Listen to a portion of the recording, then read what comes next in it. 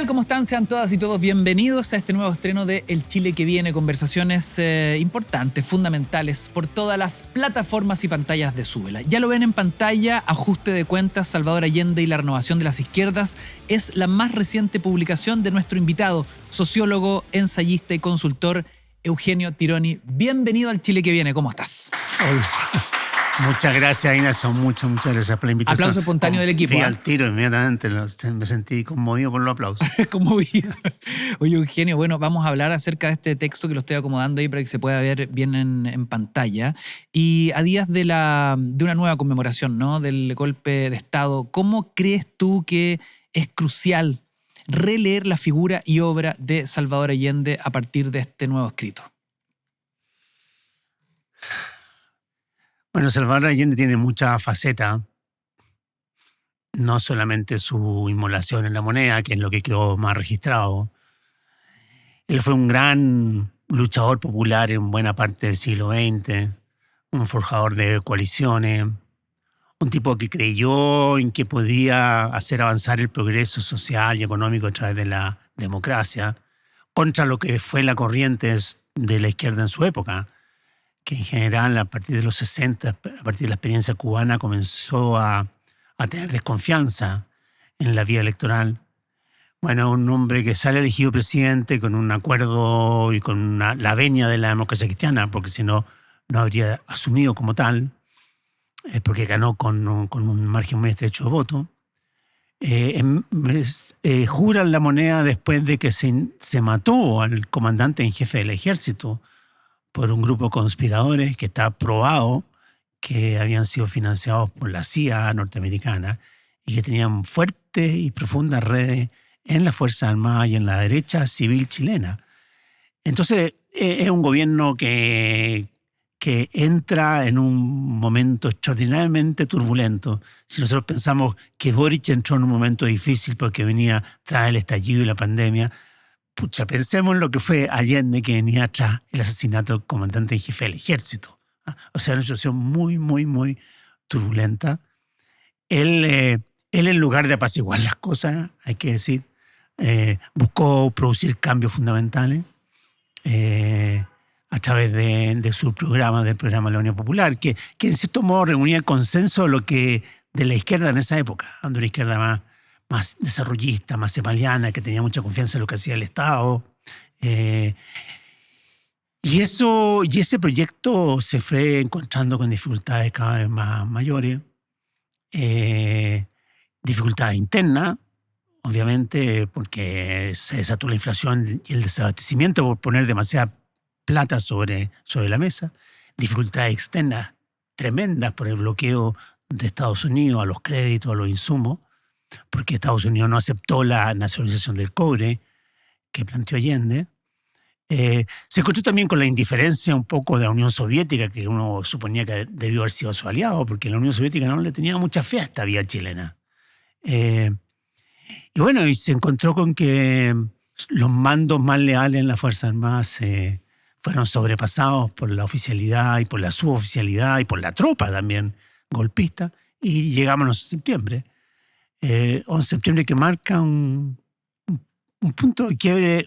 Yo creo que los puntos de quiebre más importantes de la historia republicana chilena, porque deja atrás todo un largo periodo de unos 40 años de arreglo democrático, centrista, que se pensaban formar clases medias, asalariadas, y se entra en esta experiencia llamada neoliberal, que es como hacer que Chile mire a Estados Unidos más que a Europa, una sociedad mucho más individualista, basada en contratos, donde la provisión de bienes públicos se hace a través de empresas privadas, donde la empresa privada es el principal agente económico, no el Estado, como lo era antes, etcétera, todo lo que conocemos. Yo, como digo en el libro, yo soy de la opinión que Pinochet estuvo dispuesto a hacer una apuesta gigantesca como fue esta, en parte para darle una explicación, una justificación a lo violento que había sido el golpe de Estado. Y lo que hizo violento al golpe de Estado fue la decisión de Allende de quedarse en la moneda. Si Allende se va, como le proponían sus propios amigos y como le propuso la Junta Militar. Se va a México, se exilia, crea un gobierno del exilio y todo lo demás. La suerte de Chile habría sido completamente diferente. Pero es Allende quien fuerza a unos a desarrollar un proyecto que fuese tan magnífico o que intentara ser tan magnífico como fue su heroísmo. Y de otra parte obligó a la izquierda, y de eso yo doy cuenta y hago un ajuste de cuenta en mi libro, a honrar su memoria, digamos, ya no buscar negociaciones espurias, sino que comprometerse en la salida de Pinochet a través de distintas vías. Unos a través de, siguiendo un poco la vía que enseñó Allende, la vía de la negociación, del diálogo, de crear una gran coalición democrática, que fue un poco el socialismo chileno. Pero otros, como los comunistas, después de un tiempo decidieron aprender del Allende de la última hora, es decir, de aquel que saca la ametralladora que le había regalado Fidel y resistir con las armas, y se vuelcan a la tesis de la política revolucionaria popular de masa o insurreccional, apoyado en el Frente Patriótico Manuel Rodríguez, que se crea en esa época. Pero la izquierda se bifurca, pero ambas, en cierto modo, alegando que siguen la huella de Allende. Entonces, Allende es un personaje fundamental para comprender la historia de Chile, y eso es lo que yo trato de reivindicar en este libro. ¿Por qué decidiste desarrollar esta investigación justo ahora, ¿no? ¿Por qué no antes? ¿Qué ocurrió contigo? ¿Cuál es la pulsión de desarrollar esta investigación donde revisitas la figura de Allende y justamente haces este ajuste de cuentas, como lo llamas? Influyeron dos cosas. La primera es que yo tenía resistencia a la figura de Allende. Nunca me fue simpático. Yo nunca creí demasiado en el camino político que él proponía. No me gustaba su estilo de vida, no me gustaba su retórica política. Lo consideraba reformista, propio del sistema, un parlamentarista, frívolo incluso. Nunca le tuve simpatía. Recordemos que en Chile había y hay hasta el día de hoy un pueblo allendista que no es de izquierda, no es comunista, no es de socialista, es allendista. Yo no era parte de ese pueblo. Y bueno, y eso mismo me hizo resistir entrar un poco en el tema Allende. O sea, Allende sabía que me había marcado la vida con su muerte, pero no era una figura que me despertara tanta simpatía como para investigarlo. De otra parte, el golpe mismo fue tan traumático para muchos de nosotros que como que uno lo asumía, pero no lo abría, no quería entrar. Yo por lo menos no quería entrar en demasiado detalle, ni para llorarlo, ni para quejarme, ni para recordarlo, ni para ponerme melancólico. ¿Saben qué va? Al cajón. Eso fue, yo claro, lo encajo, lo asumo, actúo a partir de eso, pero no quiero meterme en la melancolía. Ahora, eso en cierto modo igual me vi obligado muchas veces, lo digo en el libro, me vi obligado muchas veces en las conmemoraciones del 11 de septiembre a hablar, a decir cosas, a dar entrevistas, a escribir columnas. Entonces, la cuestión, el bichito me empezó a picar. Parece el personaje más importante de lo que yo creía. La UP nos marcó más de lo que yo pensaba. Su acto de morir en La Moneda tiene mucho más significado de lo que me imaginaba. Y me sucedió una cosa, que fue lo que precipitó este libro. Fue que el diario El País de España, su suplemento semanal, me pidió, pero yo diría que a principios del año pasado, me pidió, queremos que escriba un artículo largo para la conmemoración de los 50 años en el País semanal. Y eso me puso ante el aprieto de, me tengo que formar una idea. y una idea hoy, mirando al mundo, o por lo menos el mundo hispanohablante, ¿ah? De quién fue Allende. Y junto con eso me leí el libro Mansuy, de Gran Daniel libro. Mansuy, que es un gran libro. Gran retrato, digamos. No, es un gran libro, es un gran libro. Yo sé que es un libro que tiene, que ya, no, claro, como tampoco el mío tiene gran investigación, ¿no? Que tiene algo más de bibliografía, pero también es una manera de ajustar cuentas con Allende desde una visión más conservadora, más de derecha. Correcto. ¿Ah? Y es valiente en ese sentido. Y como que nos obligó a revisitar a Allende, a todo. Y se creó un clima el año pasado también, ¿ah? Que nunca se había producido. Yo creo que curiosamente, todos los aniversarios anteriores habían sido más panfletarios, más polarizantes. Aquí se creó un clima un poquito más reflexivo. Y esa cuestión también me estimuló muchísimo. Y sin querer queriendo, me destiné prácticamente más de un año a escribir esto. Ahora, ¿cómo crees que las izquierdas leen hoy el gobierno de Salvador Allende? ¿Cuál es el aprendizaje medio siglo después? Mira, yo creo que los mensajes son variados, porque de hecho yo llevo una polémica de varios días en el diario El Mercurio respecto de lo que fue la UP, lo que fue Allende, en que se me dice, en que se repite más o menos la misma argumentación. Allende fue un reformista perfecto que fue obstaculizado por la CIA, por los americanos, que organizaron un golpe y que lo votó. Yo creo que esa lectura sigue muy fuerte y sigue siendo la predominante. Pero yo creo que en gran parte de la dirigencia socialista en particular, la lectura es distinta, o sea, tiene más matices, es más compleja. O sea, un poco en términos de lo que decía antes, o sea, Allende en realidad presentó un programa de gobierno para el cual no tenía fuerzas sociales ni políticas, y por ende fue un programa que se fue convirtiendo no solamente en utópico, sino que fue entravando la vida social y la vida cotidiana de las personas de un modo dramático. Yo creo que hay también aprendizaje, entonces hay un aprendizaje programático, o sea, un poco Allende fue a su época, yo creo que un poco menos, pero algo parecido a lo que fue la Convención Constitucional hace 2 años atrás. Así de maximalista. Menos, subrayo menos, pero más o menos en ese estilo.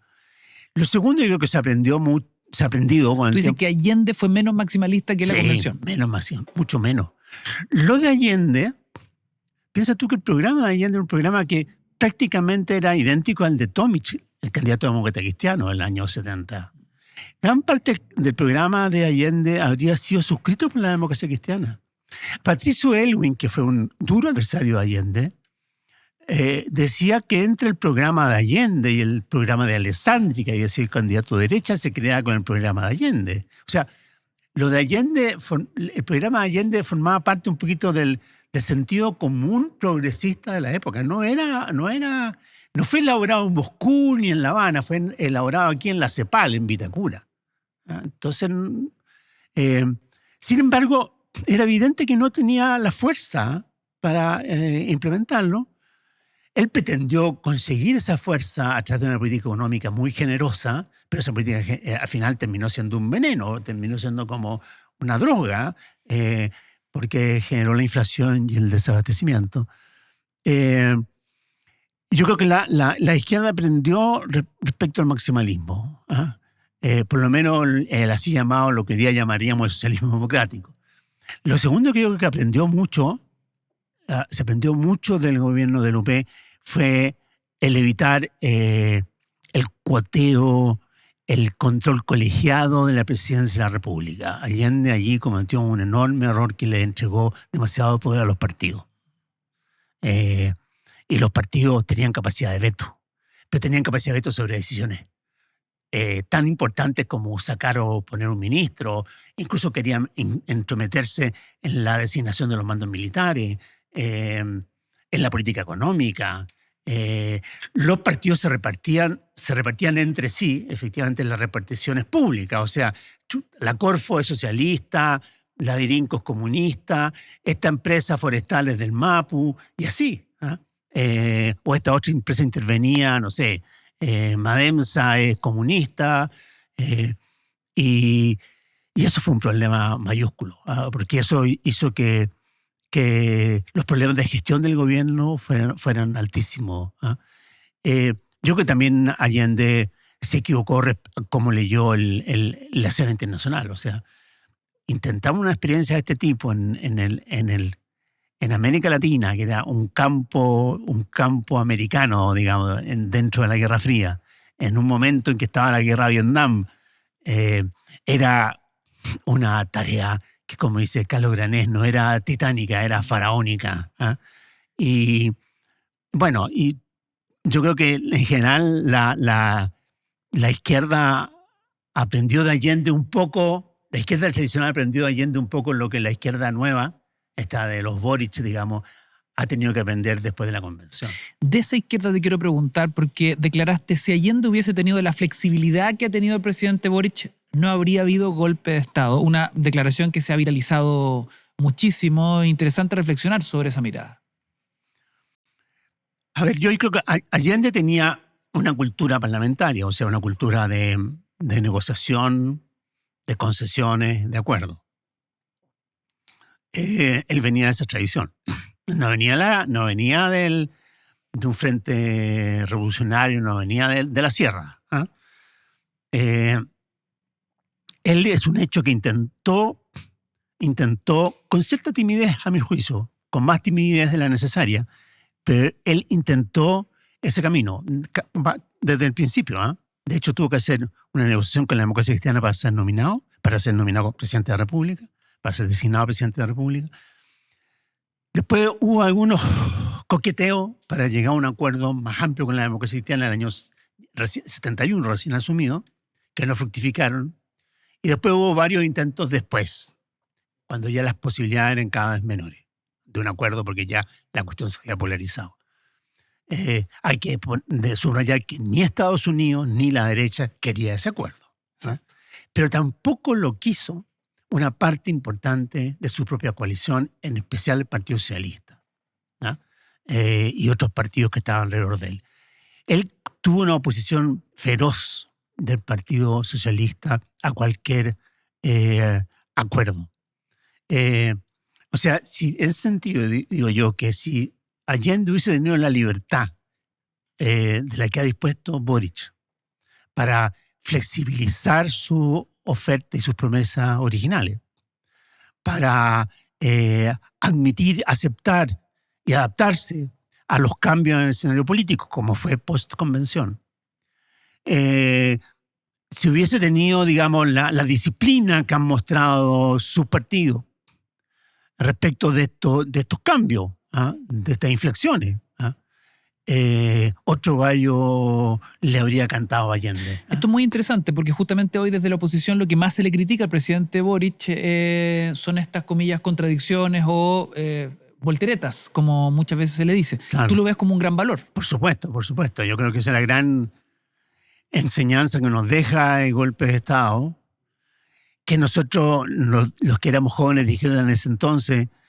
comenzamos a aprender a apreciar cuando forjamos la concertación con la democracia cristiana, que había sido el adversario histórico.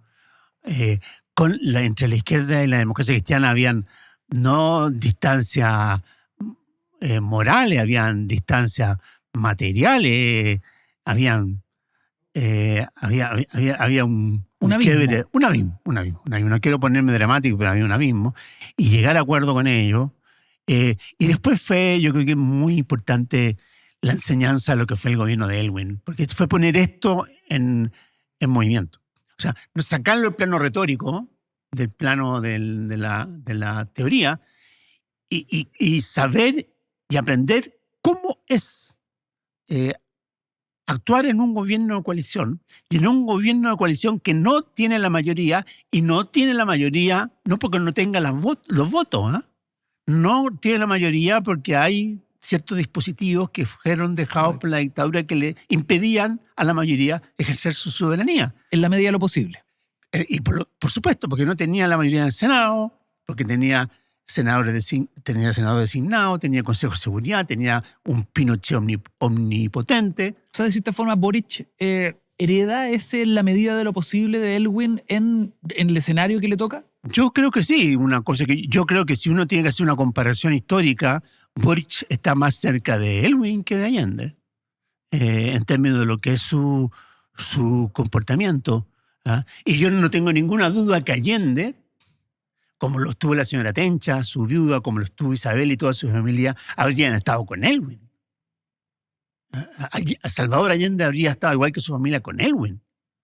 Y habría aceptado como propia, porque además encajaba con su propia biografía, el estilo Elwin.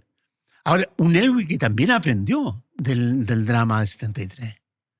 Un Elwin que en toda su memoria ha declarado una y otra vez cuánto sufrimiento y cuánta culpa él arrastra de quizás no haber sido él también un poco más flexible para haber llegado a un entendimiento, aun cuando él subraya que la responsabilidad principal era de Allende, quien ejercía la presidencia de la República, en lo que tiene razón.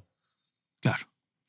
Ahora, yendo un poquito al presente, el año pasado fue la conmemoración justamente de los 50 años del golpe y en aquella oportunidad el presidente Boric no logró convocar a los partidos de Chile Vamos en una declaración conjunta, ¿no? Fue muy tenso, se hicieron las invitaciones, se abrieron los espacios, pero finalmente no se logró. ¿Cómo analizas que la derecha no haya firmado esa declaración y por qué crees tú en la reflexión, ¿no? Ha costado tanto llegar a un acuerdo mínimo respecto de nuestro pasado? Y yo creo que fue el gran dolor de los 50 años, Completamente, ¿no? completamente. Exceptuando a Sebastián Piñera, que sí tuvo la valentía de firmar un compromiso democrático. Él y los expresidentes vivos, digamos, obviamente, firmaron esa declaración que lleva por nombre por la democracia siempre. Exactamente. Pero hablemos de las coaliciones. No, yo creo que este es un episodio negro para la derecha chilena. Debió haber aprovechado esta oportunidad. Y hoy día mismo cuánto le pena a no haberla aprovechado para dejar saldado este tema. Que es un tema que le pese y le seguirá pesando. Porque la relación que hay entre lo que fue la oposición a Allende, la muerte de Allende, y luego el gobierno militar y la creación de una nueva economía y la creación del nuevo modelo, ahí están todas las huellas, o sea, por lo tanto, no son cosas que se puedan separar. Tener una mirada histórica y evaluar las partes blancas y las partes negras, y hacer el duelo en conjunto respecto a esas partes negras que le supusieron tanto dolor a mucha gente, es algo que no le hace, que va en el bien de todos hacerlo. Bueno, y la derecha no lo hizo. Yo no sé qué es lo que es, porque yo creo que le ocurre un poco lo que siento que alguna vez nos ocurrió a nosotros. Es que creen que hay tanta pus debajo de esa herida que no quieren abrirla, que prefieren dejarla ahí. Y yo tengo la impresión que si no abren si no abren la herida y no sacan esa pus, se necrosa. Yo creo.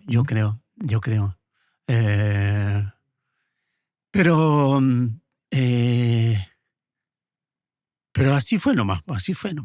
Ahora, y respecto de esa declaración que sí firma, esa carta que sí firma el expresidente Piñera por la democracia siempre, ¿crees tú que fue su último gran gesto republicano antes de partir? ¿Crees que por eso Boric lo define en su minuto como un demócrata?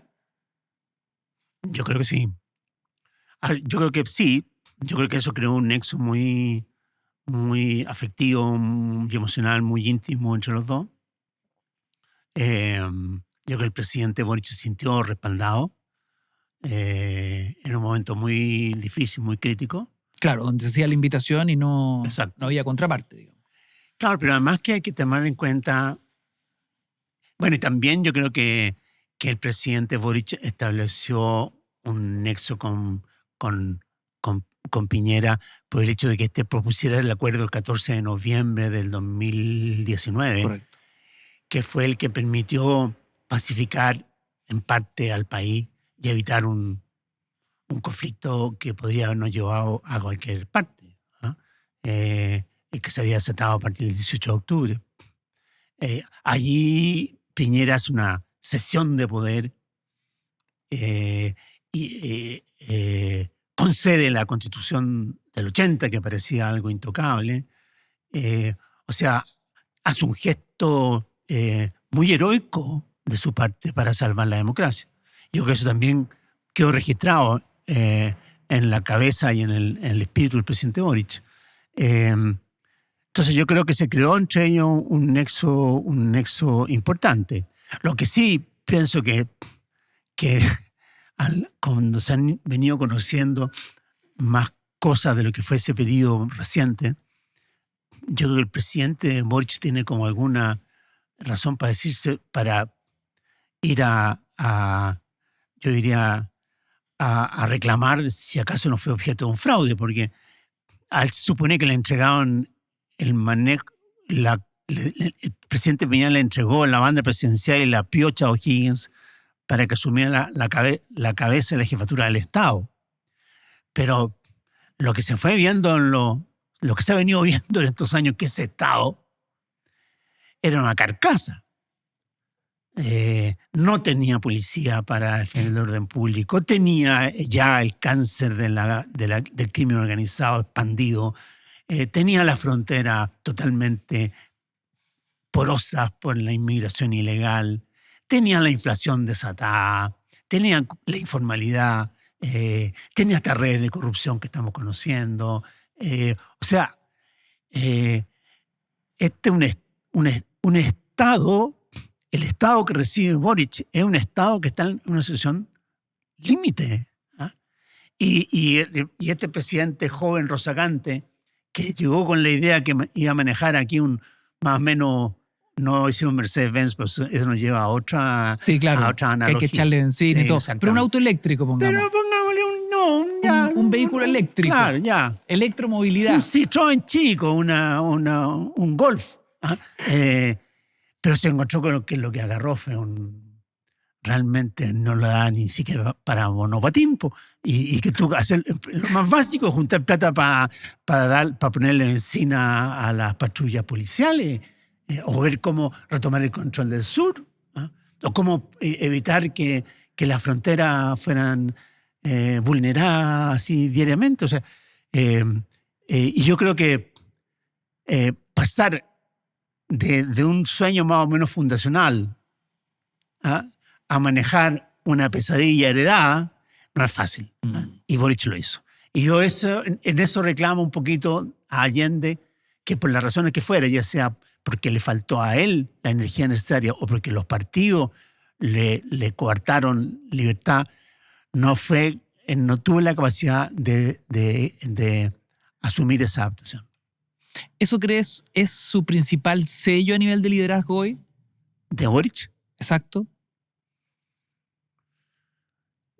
Yo creo que es muy importante, pero él lo hace, creo que él lo hace en un estilo y bajo una filosofía que más que no viene tanto como en el caso de Allende, su tradición parlamentaria, o en el caso de Elwin, de su tradición también parlamentaria y católica.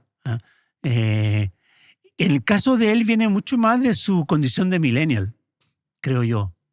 O sea, es una persona que es un tipo de persona, no voy a hablar de él, digamos, que no tiene, en que para las cuales su cambio de orientación o el volver atrás sobre decisiones no es algo que afecta a su ego, que su ego está instalado en otra parte y está ahí protegido, bien o mal, busca administrarlo, pero no está en juego en cada decisión, no está preocupado de esa coherencia que se le exige, de esa rigidez que media fálica, digamos. Claro, esa consecuencia ideológica per se. No, la vida es más ensayo y error, el liderazgo es más ensayo y error. En la vida se va aprendiendo y se va corrigiendo en la medida que se aprende. Hay una forma de concebir y de desplegar el liderazgo que está muy alejada de las viejas ideologías, de los viejos paradigmas. Ahora, ¿te parece un modelo correcto? Digo, porque mucho se le acusa que en ese ensayo y error también se cometen efectivamente muchos desaciertos. Sí, yo creo que el único sistema viable en un mundo como el de hoy, con la información tan distribuida, la inteligencia tan distribuida, donde hay tal nivel de aceleración, donde hay tal nivel de fragmentación. Claro, en un mundo muy líquido, digamos. En un mundo muy líquido. Entonces, si uno observa, por ejemplo, Francia y el presidente Emmanuel Macron, al cual yo tengo mucho respeto y lo sigo porque creo que es un muy importante ejemplo, pero un hombre que ha cambiado muchas veces y ahora mismo está cambiando nuevamente, tratando de construir una coalición. Pedro Sánchez en España, de alguien que hace otro tanto. El presidente Biden ha hecho otro tanto. O sea, digámoslo así, para gobernantes intransigentes, esta no es la mejor época de la humanidad. Bueno, hablando de intransigencia, pensaba en Maduro, por ejemplo, ¿no? Ahí tenía un muy buen ejemplo, los ejemplos puestos, claro. No me moverán exactamente, pese a todo, digamos. Claro, a los que se reclaman tanto por los cambios y la falta de consecuencia de Boric, que se vayan a Venezuela. Ahí tienen el liderazgo que les gustaría. Eugenio, ¿es Michelle Bachelet hoy la única carta posible del oficialismo y que pueda mantener además la unión entre las distintas almas que conviven allí?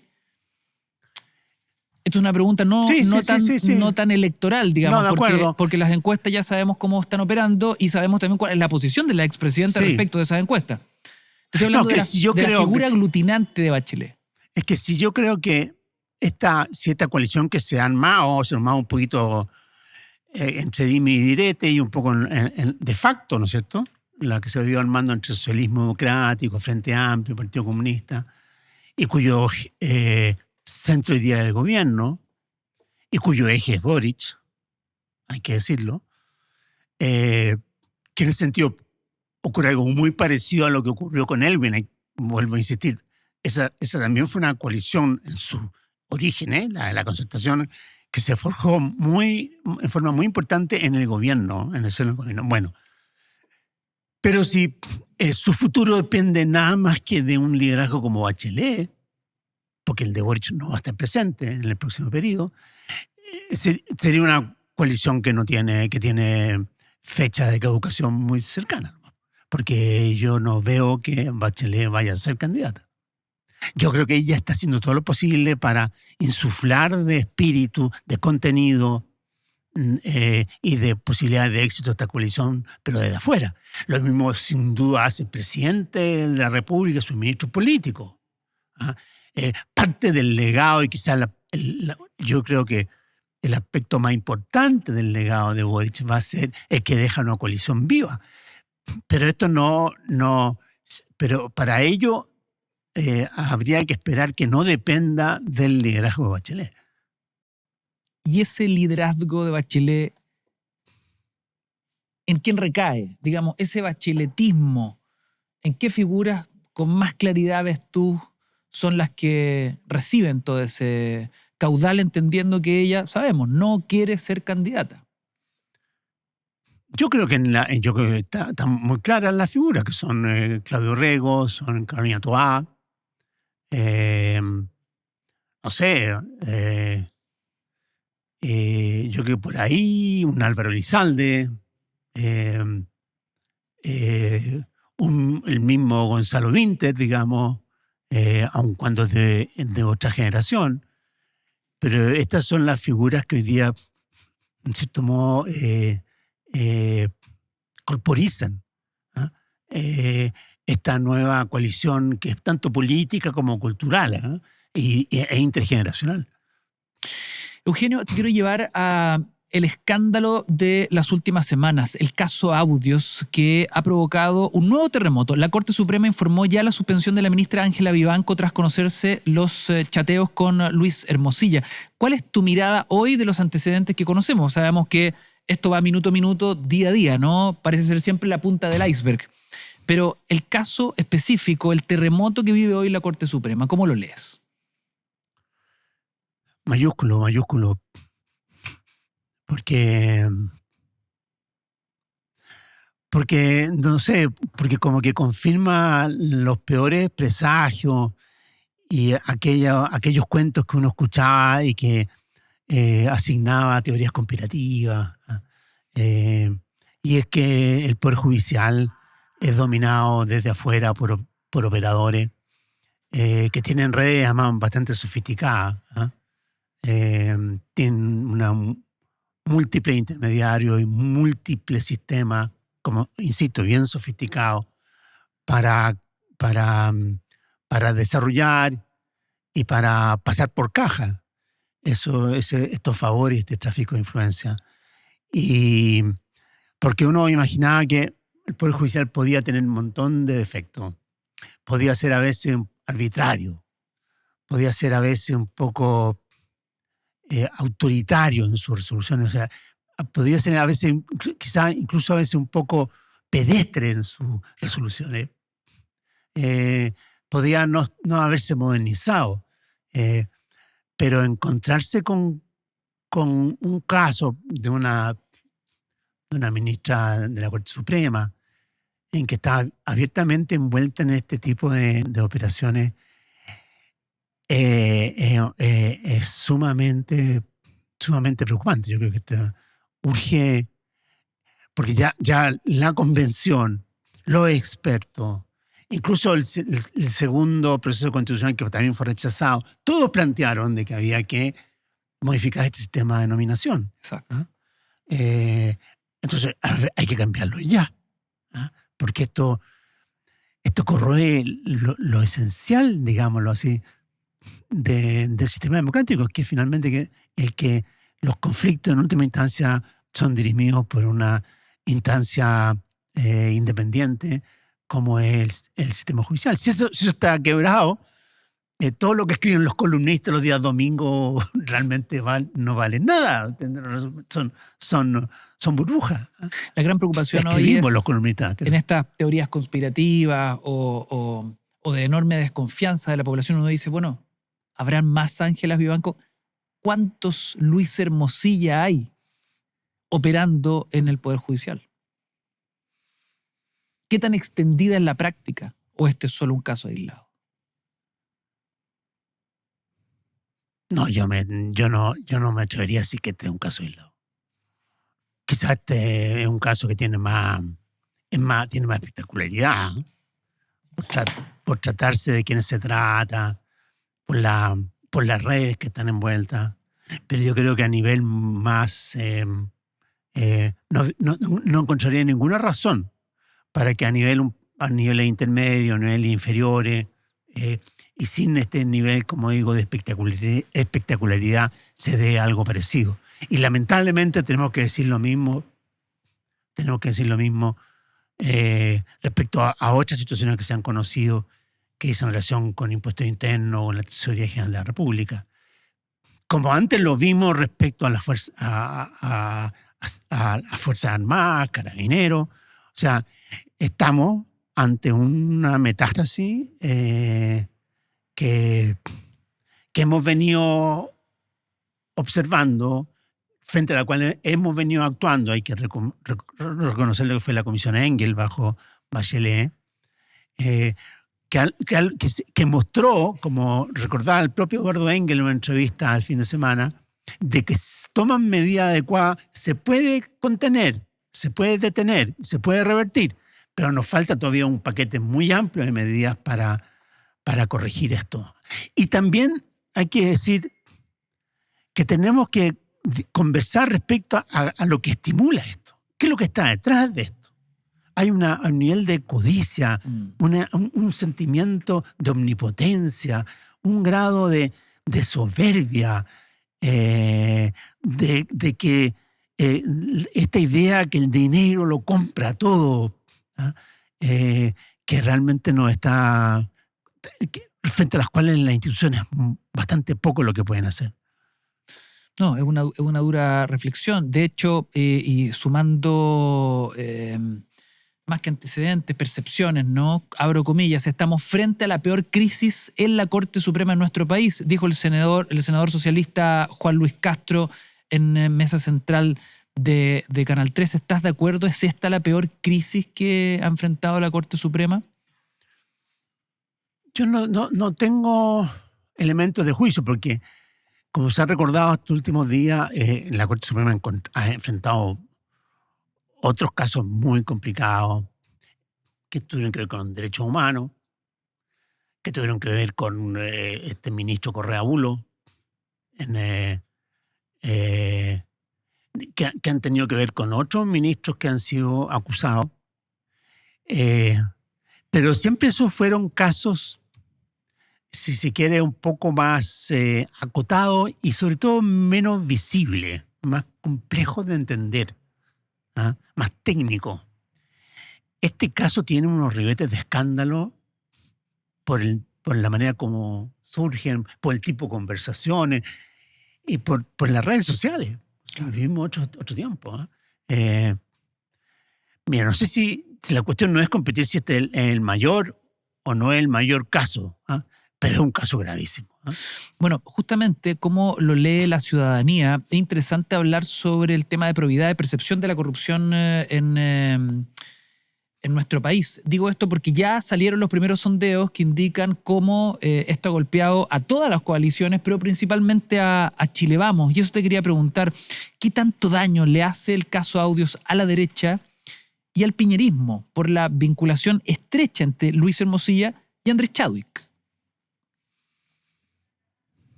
Yo creo que es un hecho que le hace mucho daño. Porque sus huellas digitales están en todas partes. Porque esta presencia del exministro Andrés Chadwick, ya sea voluntaria o involuntaria, y real o ficticia, pero hasta ahora no negada y no descartada, esa presencia emerge en todos lados. Donde se ve que el uso de la influencia de este abogado, digamos, se aplicaban para todo tipo de situaciones, desde el COVID hasta el caso de la muerte de un joven mapuche,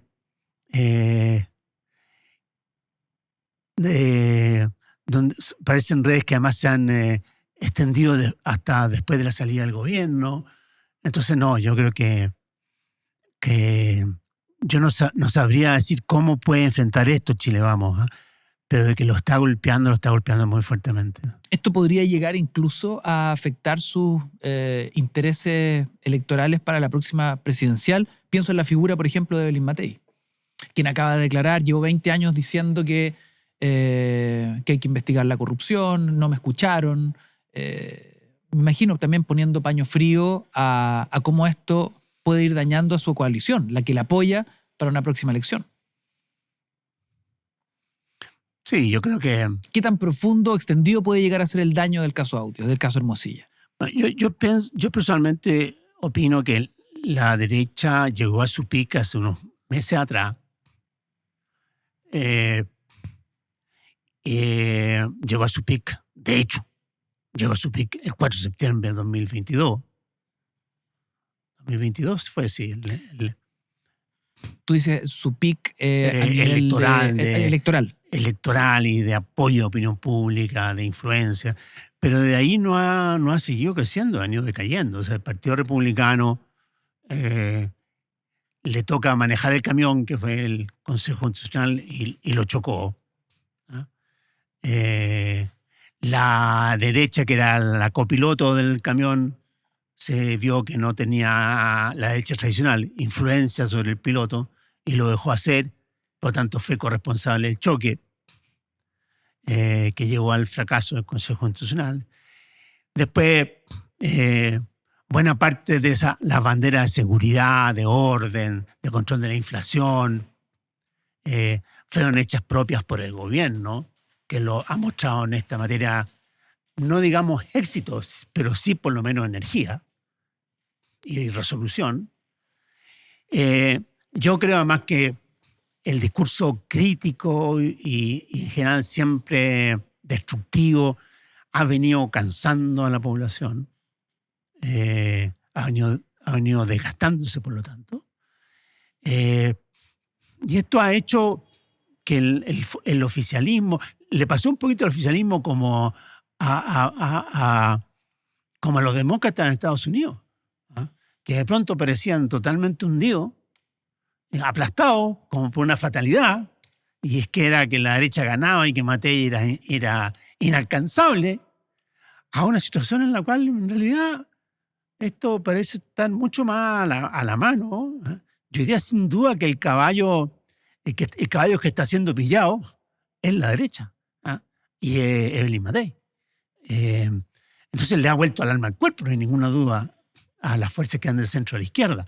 Ahora, esas fuerzas no tienen una figura. Claro, ¿dónde está Kamala Harris? ¿Dónde está la Kamala Harris? Pero podría aparecer. Hay que buscar ahí quién podría ser la Kamala Harris. Pero lo que es interesante en la Kamala Harris es como un hecho que es la decisión de Biden, que era quien se llevó todas las marcas, digamos. Y todos los cuestionamientos. Y todos los cuestionamientos, pero un hecho así, de pronto, digamos, coincide con la emergencia de Kamala Harris, que era su vicepresidenta, digamos así, su ministra de Interior, y esto brota una fuerza que estaba allí, en cierto modo, dormida.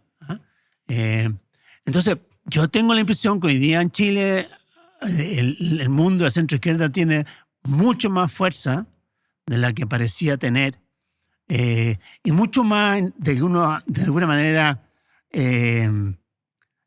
para usar una frase como energía moral o razón de ser moral, de la que tenía hace unos meses atrás.